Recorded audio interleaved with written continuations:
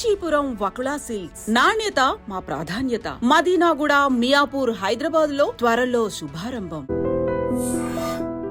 అందరికీ నమస్కారం and welcome to this candid conversation.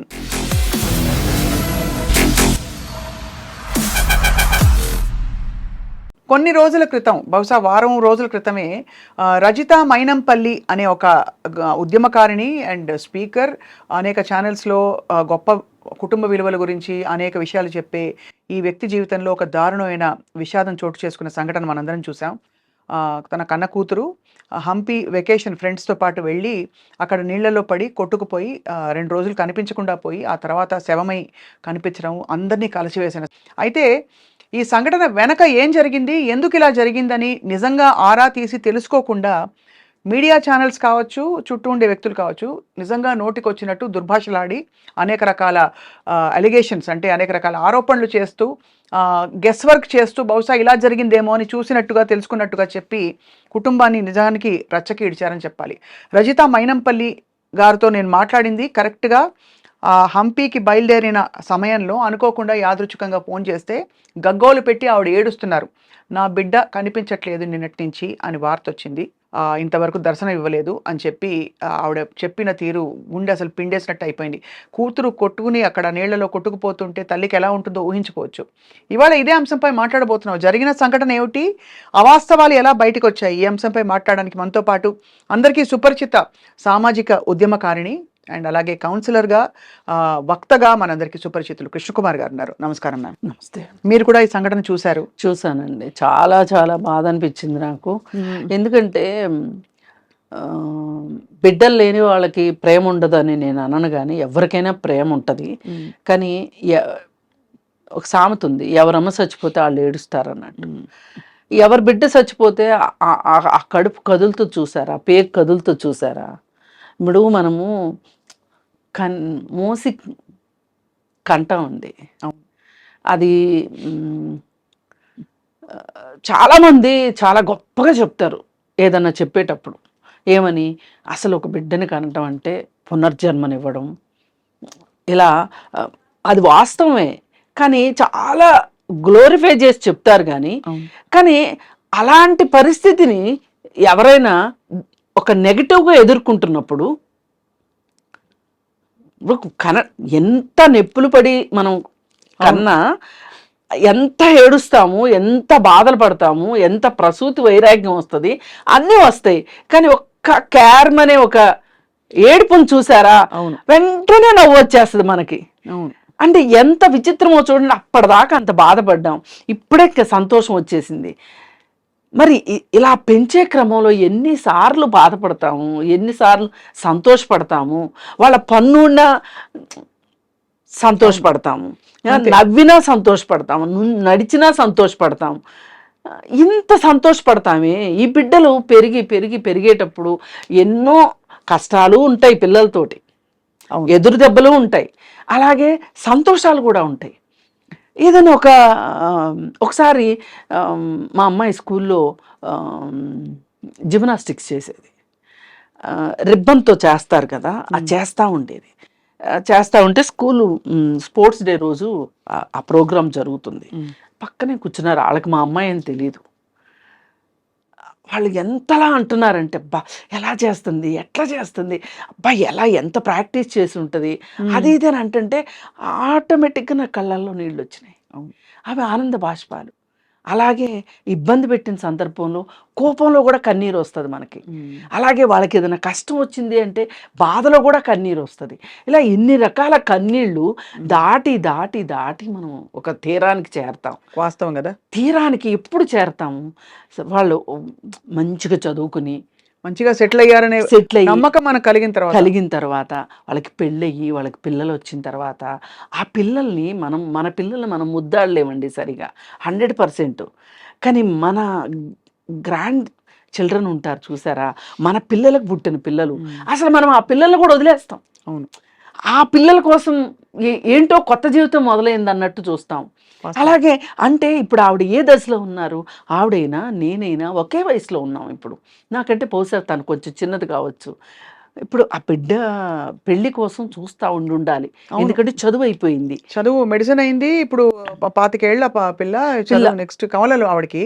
ఆహా, మా కవలల్లో పెద్ద పాప అమెరికాలో ఉంటుంది. అమెరికాలో ఉంటుంది. అది అదే నిజంగానే. అసలు అంటే ఇప్పుడు ఇంత ఇది ఒక జర్నీ కదండి, ఒక ప్రయాణం. ఈ ప్రయాణంలో కష్టాలు చూసాము, నష్టాలు చూసాము, సంతోషాలు చూసాము, ఎన్నో చూసి చూసి చూసి ఈ మధ్యలో ఆర్థిక సమస్యలు ఉంటాయి. ఎవరికైనా సరే, పెద్దవాళ్ళకి పెద్దవి ఉంటాయి, చిన్నవాళ్ళకి చిన్నవి ఉంటాయి. ఈ పిల్లల జీవితం ఎట్లుండబోతుంది. ఒకసారి ఒక స్నేహితురాలు కూతురు పెళ్ళిలో ఆ స్నేహితురాలు ఏడుస్తుంది మొదటిసారి. ఇప్పుడు అప్పగింతల్లో ఆడపిల్ల ఏడుస్తుంది, వెళ్ళిపోయే పిల్ల ఏడుస్తుంది. అవును. కానీ తల్లి ఏడుస్తుంటే నాకు, నేను దగ్గరికి వెళ్ళి అన్నాను, ఇంత సంతోషమైన టైంలో నువ్వు ఏడవడం ఏంటిది అని గట్టిగా కోప్పడితే అంది, ఏమో బాగుంటుందని కదా చేస్తున్నాము, రేపు బాగోపోతే అని ఒక ఆలోచన వచ్చింది, నా కూతురు నాకు దూరం అవుతుంది అనే బాధ పేగు లాగేస్తుంది. పేగు లాగేస్తుంది. అంటే ఇట్లాంటి నాకు చెప్తుంటే కూడా చాలా ఒళ్ళు జలతరిస్తుంది ఈ సంఘటనలన్నీ రికలెక్ట్ చేసుకుంటుంటే. మరి ఇవన్నీ దాటేసి ఒక క్షణం వచ్చేసింది. ఇది జరగకపోతే వచ్చే సంవత్సరం, ఆ పై వచ్చే సంవత్సరం పెళ్లి చేసేది. అంతలా ఊహించుకుంటారు. అంటే ఎక్కడికో వెళ్ళిపోయిన మనసు ఇవాళ పాతాళంలోకి వెళ్ళిపోయినట్లు అయిపోయింది. కానీ పాతాళంలో ఉండిపోయేలా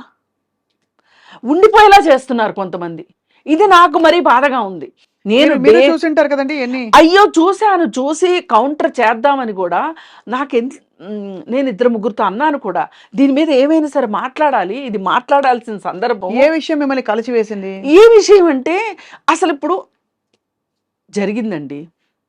ఇప్పుడు వీళ్ళు మాట్లాడింది ఎట్లా ఉందంటే, రాడిసన్ పబ్లో డ్రగ్స్ తీసుకున్న అమ్మాయి గురించి ఇలాగే మాట్లాడతారు వీళ్ళు. అవును. భర్త చేతిలో అన్యాయం అయిపోయి ముక్కలు కైమా కొట్టిన విషయంలోనూ ఇలాగే మాట్లాడతారు. అవును. ఇప్పుడు ఆ పిల్ల ఒక ప్రమాదంలో నీళ్ళలో పడి చనిపోయింది, ఆ విషయంలోనే ఇలాగే మాట్లాడతారు. ఏమంటే ఆ తల్లిదండ్రులకి, ఇప్పుడు రాడిసన్ పబ్లో దొరికిన పిల్ల తాలూకు తల్లిదండ్రులకి బాధ ఉంటుంది. అవును. అందరూ ఏమంటారు, ఏం పెంపకం ఇది అంటారు. నేనంటాను, చాలా చిన్నప్పటి నుంచి ఉన్న సామెత, బిడ్డలు కంటాం కానీ రాతలు కంటామా అంటారు. ఇది చాలా లోతైన మాట. ఇప్పుడు ఎవ్వరూ చనిపోయే బిడ్డలను కందామని ఏ తల్లి అనుకోదు, ఒక దొంగని కందామని ఏ తల్లి అనుకోదు, అలాగే ఒక కూనికోరిని కందాము అని ఏ తల్లి అనుకోదు. ఏ తల్లి అయినా మంచి బిడ్డలే పుడతారు అనుకుంటుంది. ఒకవేళ వాళ్ళు చెడు మార్గంలోకి వెళ్ళినా మంచి మార్గంలోకి వస్తారని ఆఖరి ఊపిరి వరకు తల్లి ఎదురు చూస్తండి. నేను తండ్రుల సంగతి పెద్దగా చెప్పలేను, వాళ్ళ ప్రపంచం చాలా పెద్దది. అంటే తండ్రులు చెడ్డవాళ్ళని కానీ వాళ్ళకి దుఃఖం ఉండదని కాదు, తల్లులకు ఉండే అంత పాత్ర ప్రమేయం తండ్రికి ఉండకపోవచ్చు అన్ని సందర్భాల్లో ఉండకపోవచ్చు. ఎందుకంటే మనకి 9 నెలలు మోస్తాం కదా, ఒక 5-6 కేజీలు, ఒక 4 కేజీలు బరువు ప్లస్ దాంతోపాటు ఉండే కొంత నీరు, కొంత రక్తము, ఇదంతా ఎవరి నెత్తి మీదన్నా పెట్టి 9 నెలలు నడవండి మీరు అంటే నడుస్తారా? అంతే కదా. ఎవరైనా ఎందుకు స్త్రీ ఈ పని చేస్తుంది?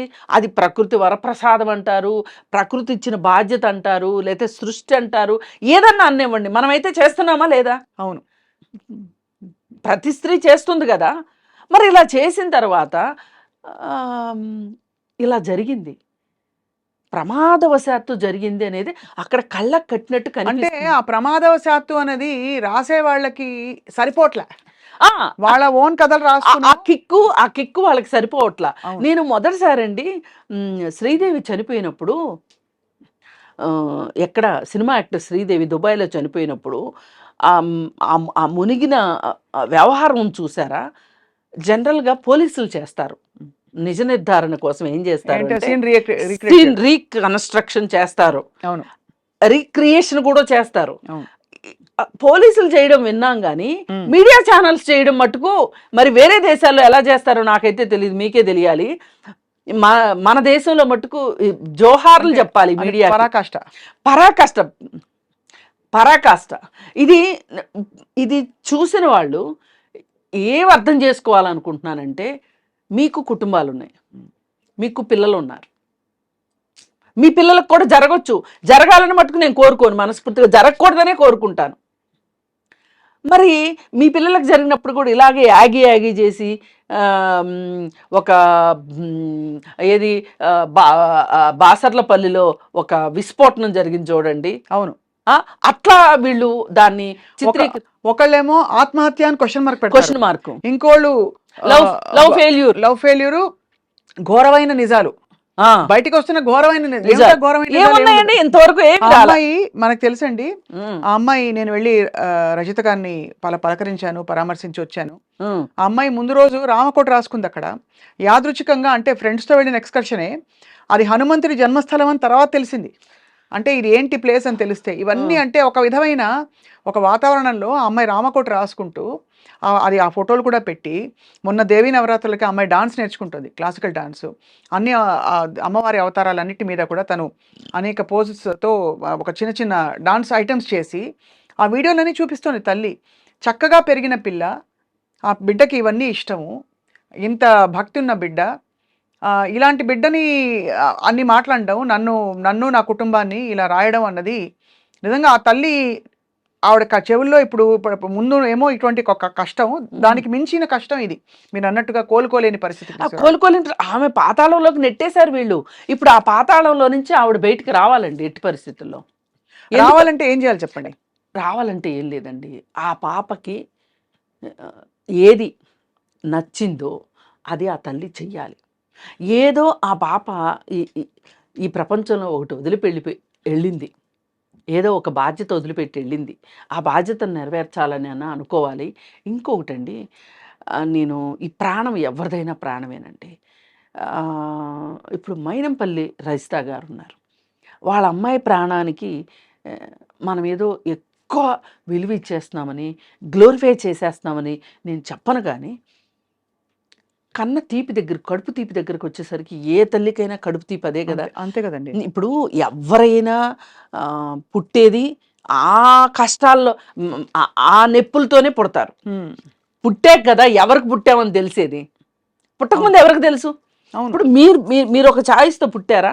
నేను ఒక ఛాయిస్తో పుట్టానా? నా పిల్లలు కూడా ఛాయిస్తో పుట్టలా. అవును, నాకు పుట్టారు కాబట్టి నాకు నచ్చారు, నేను కన్నాను కాబట్టి కాకి పిల్ల కాకి ముద్దు అంటారు. అలాగే ఆవిడ కూతురు ఒక్కవేళ రామకోటి రాయలేదండి, ఆమెకు అంత భక్తి లేదు అండి అనుకుందాం పోని, అయితే మటుకు నేనేమంటా, అయితే కూడా మాట్లాడే హక్కు లేదు మీకు. మీ మీడియా ట్రయల్స్ వేసే హక్కు మీకు లేదు. ఇప్పుడు ఆ రోజు శ్రీదేవి మరణం అప్పుడు ఎలా పడుకుంది, ఎలా చేసింది, ఇలా పడింది, అలా పడింది, అసలు ఎలా చూసినట్టు ఎట్లా చెప్తామండి అసలు? ఇప్పుడు కొన్ని సందర్భాల్లో నా గురించి కూడా బహుశా అనుకోవచ్చు ఎవరన్నా, ఈవిడేంటి ఆ భార్యాభర్తలు నిజంగా అంతా కొట్టుకుంటే ఈవిడేదో పక్క నుండి చూసిందని మాట్లాడతారు అని నన్ను కామెంట్ చేసేవాళ్ళు కూడా ఉన్నారు. నేను ఒకటే చెప్తా, భావోద్వేగాల విషయంలో కొంచెం డిగ్రీలు అటు ఇటు ఉండొచ్చు, కానీ ఇలాంటి ఇబ్బందులు ఉన్న కుటుంబాల్లో ఇంతకంటే వేరేగా జరుగుతాయి అనడానికి లేదు. అటు ఇటు అంతే, కానీ జరిగేది మట్టుకు అది వాస్తవం. ఇప్పుడు ఈవిడ విషయంలో నేనేం కోరుకుంటున్నానంటే, రజిత గారి దగ్గర నుంచి వాళ్ళని ఎంత బలంగా కొడితే అంత బలంగా వెనక్కి వస్తాడు. ఈవిడ ఖచ్చితంగా బౌన్స్ బ్యాక్ అవ్వాల్సిందే. ఎందుకు అవ్వాలో కూడా చెప్తాను నేను. ఎందుకంటే ఆ పాపను కన్నే విషయంలో కానీ, పెంచే విషయంలో కానీ, ఆ పాప హంపి వెళ్ళే విషయంలో కావచ్చు, అక్కడ ప్రమాదం జరిగిన విషయంలో కావచ్చు, ఈవిడ తప్పేంటో చెప్పండి? ఏమీ లేదు. కానీ ఆవిడ తప్పు కాని దానికి ఆవిడ ఎందుకు బాధపడాలి? ఆవిడ ఒకే విషయానికి బాధపడవచ్చు, ఆమె కడుపు కదిలిందా తీపి కోసం ఆవిడ బాధపడాలి. నవ్వుతూ ఉండే నా పాప ఇలా అంతర్ధానం అయిపోయింది చెప్పా పెట్టకుండా అనే దానికి ఆవిడకి బాధపడే హక్కు ఉంది, ఆవిడికి బాధపడాల్సిన అవసరం కూడా ఉంటుంది. అవును, కానీ ఈ అవాకులు చవాకుల కోసం బాధపడితే ఆవిడ ఎన్నాళ్ళు ఎంతమందికి స్ఫూర్తిదాయకంగా మాట్లాడారు, ఎన్ని రోజుల నుంచి ఆవిడ ఎంత లైవ్లీగా మాట్లాడతారండి. నేను అనుకుంటా ఆవిడ వీడియోలు నేను బాగా చూస్తుంటా, చాలా కలుపుతారండి. అంటే ఆవిడ డీటెయిల్స్ ని, వివరాలని అర్థం చేసుకునే ఒక మెచ్యూరిటీ ఉంది ఆవిడ. అదే కాదండి, ఆవిడ ఏది చెప్పినా ఆవిడ అనుభవిస్తున్నట్లు చెప్తారు. ఆవిడ ముఖ కవళికలు కావచ్చు, ఆ బాడీ లాంగ్వేజ్ ఎలా ఉంటది అంటే ఆమె అక్కడ ఉందా అనిపించేలాగా, అంటే చాలా చక్కగా చెప్తారు. అంత లీనమైపోయి మాట్లాడతారు. ఇప్పుడు ఒక సమస్య గురించి అడిగామనుకోండి, ఆ సమస్య ఆవిడకే వస్తే ఆవిడ ఎలా ఫీల్ అయ్యి ఆవిడ ఎలా మాట్లాడతారు, ఆవిడ ఎలా ఉంటారు అనేటట్లు చెప్తుంది. మంచి హావభావాలు ఉన్నాయండి ఆవిడ దగ్గర. ఆ హావభావాలతోటి ఒకవేళ ఎప్పుడన్నా మనకి ఆడియో ప్రాబ్లం వస్తే కూడా వీడియో ప్రకారం ఆవిడని అర్థం చేసుకోవచ్చు. అవును. అంత ఫేస్ ఎక్స్ప్రెషన్స్ ఉంటాయి. అంటే ఫేస్ ఎక్స్ప్రెషన్స్ గురించి ఎందుకు చెప్తున్నానంటే, రెండో వాళ్ళకి మనం చెప్పేది నాటుకోవాలి అంటే, అర్థం అవ్వాలి అంటే, మనము ఎంత రాతి మనుషులకు కూడా అర్థం అవుద్దండి. అంత ఇన్వాల్వ్ అవ్వాలి. ఆమె అంత ఇన్వాల్వ్ అయ్యి చెప్పేది రాతి మనుషులకు కూడా అర్థమవుతుంది. ఆమె అంత ఎవరి విషయమో అంత ఇన్వాల్వ్ అయ్యే మనిషి. ఆమె కూతురు చనిపోతే ఆమె ఎంత బాధపడుతుందండి, ఎంత ఏడుస్తుందండి. ఇంకోటి, ఇప్పుడు అమెరికాలో కాల్పులు జరుగుతూ ఉంటాయి కదా, వెళ్ళిన స్టూడెంట్స్ చనిపోయారు, రోడ్డు ప్రమాదాలు జరిగినాయి, అమెరికాలో ప్రధాన ప్రమాదము అని ఒక లైన్ వస్తూ ఉంటుంది. రాగానే మనకేమనిపిస్తుంది, మన పిల్లలో, మన మేనల్లుల్లో, మన మేనకోడళ్ళలో, లేకపోతే మనకు బాగా స్నేహితులు పిల్లలో ఉంటారు కదా, ఒక్క క్షణం మనము ఉలిక్కిపాటుకి గురయ్యి ఏ ఊరు ఏ రాష్ట్రంలో అనేది చూస్తామా చూడమా? తప్పకుండా. ఎందుకు చూస్తామంటే, అమ్మో మన వాళ్ళకి ఏమన్నా జరిగిందా అనే ఒక భయం. అవును. అలా ఉండకపోతే అసలు మనుషులు కాదండి. అలాంటి ఫీల్ అవ్వకపోతే, ఆ ఫీల్ లేకపోతే మనుషులు కాదు. మరి అసలు మనం పిల్లలకి జ్వరం వస్తేనే తట్టుకోలేము తల్లులు. వాళ్ళు నిద్రపోయినా వాళ్ళకి ఇన్ని గంటలకు మందు వేయాలి అంటే ప్రతి 2 గంటలకి మందు వేయాలన్నారు అనుకోండి, ఇలా కూర్చుంటాం. అవును, మిస్ అయిపోతాము అని, ఆ టైం ఎక్కడ దాటిపోతాము అని. అంటే ఇంతెందుకు నేను చెప్తున్నానంటే, బిడ్డల మీద తల్లికి అంత ప్రేమ ఉంటుందండి. నా చిన్నప్పుడు ఒకసారి ఏం జరిగిందంటే, మా ఇంట్లో అప్పట్లో తాటాకులు ఇళ్ళు ఉండేవి ఊర్లలో. అయితే పాము వచ్చింది. పాము పైకి ఎక్కేస్తే ఆ రాత్రి అంతా మా అమ్మ నిద్రపోలేదు. ఎక్కడ వచ్చేస్తున్న పాముని, పిల్లలు ఉన్నారు, నిద్రపోతున్నారు. ఒకవేళ పాము కావాలని మరి రాకపోయినా జారి పడితే కూడా ఏమవుతుందో నా పిల్లలకి అని అలా పెట్టుకుని, లైట్ పెట్టుకుని చూస్తా కూర్చుంది. నాకు ఈ రోజుకే మా అమ్మ గుర్తొస్తే నాకేమనిపిస్తుంది అంటే, ఒకవేళ మా అమ్మ ఏమరపాటుతో నిద్రపోతే నిజంగానే ఆ పాము గన నలుగురు పిల్లల్లో ఎవరి మీదన్నా పడి వాళ్ళకి ఏదన్నా జరిగితే మా అమ్మ ఎంత బాధపడేదో కదా, నేను నా పిల్లల్ని కాపాడుకోలేకపోయానని బాధపడేది కదా. ఆ బాధ కోసమే అలా కూర్చుని ఉంటుంది. నేను కూడా నా పిల్లల్ని అలా కాపాడుకోవాలి అనే ఒక ఇది తెలియకుండా అంతర్వాహిల్లో వచ్చేస్తుందండి. అవును. మన అమ్మని చూసి మనం నేర్చుకుంటాం, మనల్ని చూసి మన పిల్లలు నేర్చుకుంటారు. అవును. అంటే నేను ఎందుకు ఇదంతా చెప్పాల్సి వస్తుందంటే, ఒక తల్లి బిడ్డల మీద ఇంత ఆశ పెట్టుకుంటుంది, ఇది నా బాధ్యత అనుకుంటుంది. ఈ పిల్లలకి ఏమన్నా అయితే నేనేమైపోతానో అనే ఒక బాధ ఉంటుంది. మరి ఇంత బాధపడే తల్లికి చాలా కడుపుకోత వచ్చింది. చాలా కడుపుకోతండి. నేను ఇందాక రామకోటి, డాన్స్ ఇవన్నీ ఎందుకు చెప్పానంటేనండి, తల్లిదండ్రుల వైపు నుంచి ప్రోత్సాహం, ఒక వాతావరణం లేకపోతే పిల్లలు అంటే ఒక పద్ధతిగా పెరగరు.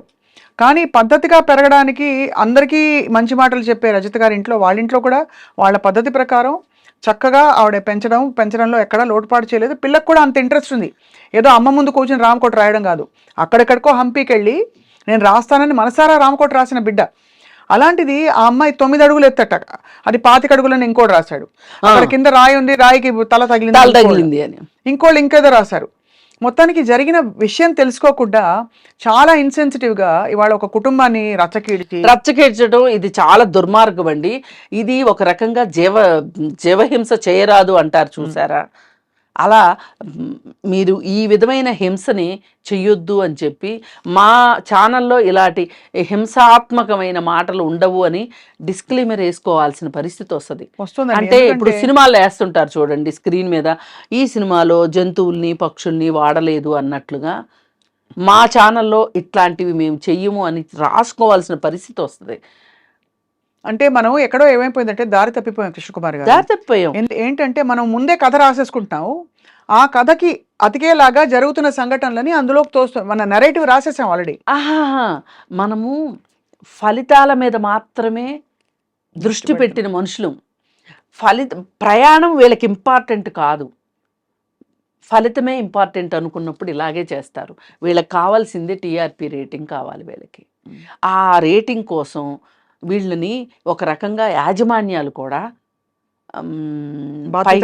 బాధ్యతారహితంగా, అలాగే వీళ్ళు వ్యక్తులు కూడా బాధ్యతారహితంగా వాళ్ళని వాళ్ళు నిరూపించుకోవాలి, వేరతాళ్ళు వేయించుకోవాలి అనే ఉద్దేశంతో వాళ్ళేమో బండికి పచ్చిగడ్డి కట్టి పరిగెట్టిస్తున్నారు. గుర్రాన్ని ఎట్లయితే పరిగెట్టిస్తున్నారో వీళ్ళు కూడా అలాగే పరిగెడుతున్నారు. వీళ్ళు ఒక మనస్తత్వం ఎలా అయిపోయిందంటే ఒక రేసు కుక్కల మాదిరి తయారైపోయింది వీళ్ళ మనస్తత్వం. ఎప్పుడు ఏం వస్తుందా, ఏ టాపిక్ వస్తుందా, రెడీగా ఉందాం మనం, అస్త్రశస్త్రాలు రెడీగా పెట్టుకొని, కెమెరాలు అవి రెడీగా పెట్టుకొని, యాంకర్లు రెడీగా పెట్టుకుని, ఇట్లాంటివి మాట్లాడడానికి కొంతమంది యాంకర్ని స్పెషల్గా ట్రైన్ చేస్తున్నారా అనిపిస్తుంది. అసలు వాళ్ళు ఎట్లా చెప్తారంటే, ఇప్పుడు సినిమా ప్లే అవుతూ ఉంటే, మనం సినిమా చూస్తూ ఉంటే పక్కన బ్యాక్గ్రౌండ్ మ్యూజిక్ వస్తూ ఉంటుంది చూడండి, అలాగా. అదే అంటే ఒక నాటకీయంగా ఆ అమ్మాయి వెళ్ళి నిలబడిన సమయంలో వెనక నుంచి ఎవరైనా వచ్చారా, తోసారా అంటే అసలు అక్కడ ఆస్కారం కూడా ఉండని విషయాలని ప్రస్తావించి మరింతగా దాన్ని సాగదీసి, అంటే ఇది చాలా దురదృష్టకరమైన పోకడండి ఖచ్చితంగా. కానీ దీనికి విరుగుడు వస్తుంది, విరుగుడు వచ్చి అండ్ ఎలా అయితే చెడుని సహించకూడదో, భరించకూడదో, ఇలా జరిగినప్పుడెల్లా మీలాంటి వారు వచ్చి 4 అక్షింతలు వేస్తేనే ఖచ్చితంగా మాట్లాడాలండి. పైగా సరే ఇదే సంఘటన జరిగినప్పుడు మనం సరి అయిన వాళ్ళైతే ఏం మాట్లాడి ఉండొచ్చు అంటే, అయ్యో రజిత గారు ఎంతమందికి ఉత్తేజాన్ని ఇచ్చారు, ఎంతమందిలో ఒక ఆలోచన రేకెత్తించారు, ఆవిడ ఇలా అయిపోయి ఆవిడకి ఇలా జరిగింది, ఆవిడ ఎంత కష్టపడుతున్నారో అయ్యో అని ఆలోచించాలి ఒకటి. రెండోది ఏం చెయ్యాలి అంటే, అది బాధ్యత రహితంగా జరిగిందా, అనుకోకుండా జరిగిందా, ఎలా జరిగిందా అనేది కాసేపు పక్కన పెట్టి,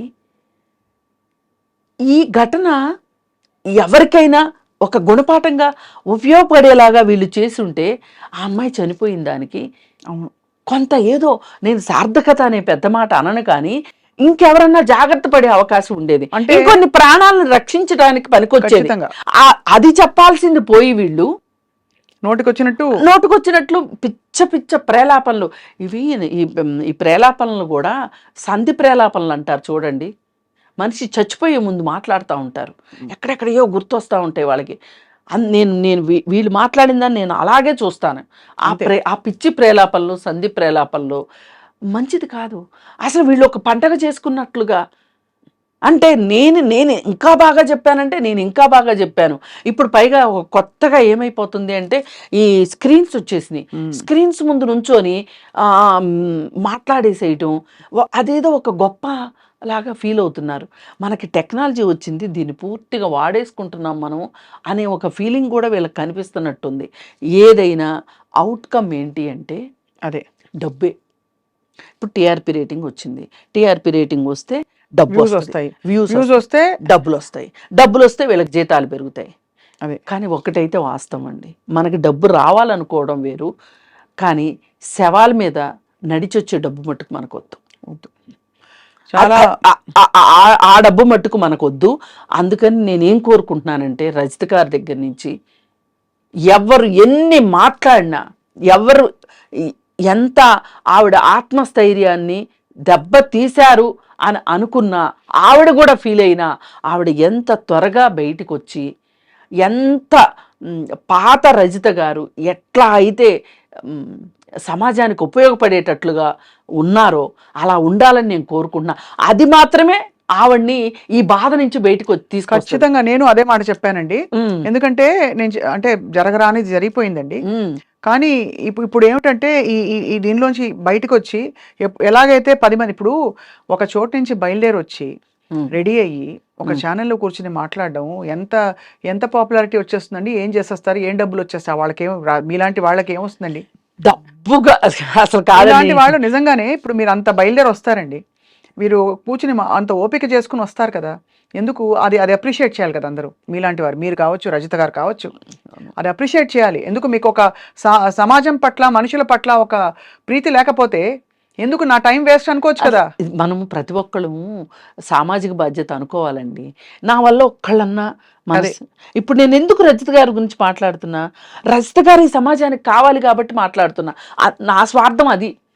ఆవిడ బాధ తగ్గాలి, ఆమె ఎంత త్వరగా మనుషుల్లోకి వస్తే నలుగురికి ఉపయోగపడే మనిషి అండి ఆవిడ. ఆవిడ నేను నాగ్తో చాలా ఇంటర్వ్యూస్ చూశాను. నేను ఆ నాగ్తో చూసిన ఇంటర్వ్యూల్లో ఎంత బాగా, అసలు ఎంత తీయగా, నేను అంత తీయగా మాట్లాడలేను, నాకు రాదు అసలు అంత తీయగా మాట్లాడటం. ఆవిడ ఏంటో అసలు ఎంత మృదు మధురం అంటారు చూడ, అట్లా చక్కగా మాట్లాడే మనిషి. ఆవిడ మట్టుకు కోలుకోవాలండి. రైట్. కోలుకుని బయటకు వస్తే ఆమె బాధ్యత ప్రకారం ఆవిడ ఉంది. అరే మనమే బాధ్యతారహితంగా వ్యవహరించాము అని వీళ్ళకి చెంపదెబ్బ కావాలని నేను కోరుకుంటాను. తప్పకుండా. ఐ థింక్ మీ మంచి మాటలు ఆవిడ దాకా చేరతాయని ఆశిస్తున్నాము కృష్ణకుమారి. నేను కూడా కలుస్తానండి ఆవిడని ఖచ్చితంగా. నేను అసలు ముందే ప్లాన్ చేసుకుని వెళ్ళి కలుద్దాం ఒకసారి అని. కానీ నాకేమనిపించిందంటే ప్రతి ఒక్కళ్ళు వెళ్ళి ఆ బాధ ఎలా ఉంటుందో నాకు తెలుసు, వచ్చి ఓదార్చే క్రమంలో మనం ఇంకేదన్నా, అవును, ఇంకేదన్నా ఆవిడ ఇంకొంచెం బాధ పెట్టేలాగా మాట్లాడడం. తెలుసు చాలా సున్నితమైన సమయం కాబట్టి, సున్నితమైన విషయం. నేను వెళ్ళినప్పుడు కూడా నిజంగా అంతా ఒక మదన పడ్డా. నేను కూడా తల్లిని కాబట్టి ఆ తల్లికి ఏం చెప్తే ఏమి చెప్పలేము, తొందరగా కోలుకొని చెప్పలేము. అక్కడ కూర్చుని అక్కడ ఆ వాతావరణంలో అమ్మ మీరు బయటకు రావాలని చెప్తే వాళ్ళ బాధను అర్థం చేసుకొని వాళ్ళు అవుతాం. అలా అని వింటూ ఉంటే వాళ్ళకి ఏడుపు వస్తుంది, ఏమనాలో అర్థం కాని పరిస్థితుల్లో కొంత ఓదార్పునిచ్చే ప్రయత్నమే చేస్తాం మనం. మీరు తప్పకుండా వెళ్తారు. నేను వెళ్ళి నేను ఆమె బయటికి రావాలని ఎందుకు కోరుకుంటున్నానంటే, ఇది చెప్పు దెబ్బ కావాలి. అవును, కుక్క కాటికి చెప్పు దెబ్బ అంటారు చూసారా, అది అవ్వాలంటే అరే ఇంత స్ఫూర్తిదాయకమైన మనిషి గురించా, మనిషి పిల్లల్ని పెంచడం రాలేదనో లేకపోతే ఇంకోటో మాట్లాడామా మనము. ఇప్పుడు ఇదే ప్రమాదాన్ని ఇంకో రకంగా చెప్పొచ్చు, సమాజానికి ఉపయోగపడేలాగా. ఖచ్చితంగా అక్కడ పర్యాటక రంగం వాళ్ళ బాధ్యతారాహిత్యం ఎంత ఉంది అక్కడ పెట్టాలి. ఇక్కడ కరెంట్లు ఉన్నాయనే ఒక బోర్డు పెట్టాలి, డేంజర్ జోన్ ఇది అని, ఇది పెట్టాలి. పైగా దీని విషయము చెప్పేటప్పుడు ఎవరైనా యువత అమ్మో అంటే మనం ఒక గైడ్ లేకోకుండా వెళ్ళడం వల్ల కావచ్చు, ఆ వెళ్ళిన కొత్త ప్రదేశాన్ని ఆకలింపు చేసుకోకుండా మనము ఇలాంటి పరిస్థితుల్లో సాహసాలు చేయకూడదని కానీ మనం ఇది నేర్పాలి. అవును, ఇది నేర్పాల్సింది పోయి మనము ఎక్కడికి తీసుకెళ్ళాం దాన్ని. కుటుంబంలో ఏదో అవుతోంది, ఎవరో ఏదో రాచరంపాన పెట్టారో, లేకపోతే లవ్ ఫెయిల్యూర్, ఇంకోటో. ఘోరమైన నిజాలు. నేను ఒకటే చెప్తా, లవ్ ఫెయిల్యూర్ అయ్యి ఆమె ఆత్మహత్య చేసుకుంది. మీకు వచ్చిన బాధ ఏంటి? ఎవరు ఏడుస్తారు బిడ్డ చచ్చిపోతే? ఆ తల్లి ఏడుస్తుంది. మీకేం పోయే కాలం వచ్చింది? మీరు ఎందుకు ఏడుస్తున్నారు కూర్చుని స్టూడియోల ముందు కూర్చొని? అంతే. మొసలు కన్నీరు ఎందుకు కారుస్తున్నారు మీరు? అందుకని ఇవన్నీ చెక్కపడాలండి. మన మీడియా కూడా కొంచెం కాదు చాలానే కరెక్ట్ గా చెప్పారు, గైడ్ లైన్స్ ఫాలో అవ్వాల్సిన అవసరం ఉంది. చాలా మంచి మాట గుర్తు చేశారు ఈ సందర్భంలో కృష్ణకుమార్ గారు. తప్పకుండా మైనంపల్లి రజిత గారు కోలుకుంటారు. అతి త్వరలో ఆవిడ బయటకు వచ్చి ఎప్పట్లాగే అంటే జీవితంతో ఇంకా ఒక సంధి కుదుర్చుకోవడమో ఏమంటారు కదా, సమాధాన పడి పరిస్థితులతో పోరాడతారని చెప్పి, జయిస్తారని చెప్పి కోరుకుంటున్నాం. ధన్యవాదాలు కృష్ణకుమార్ గారు. ధన్యవాదాలు.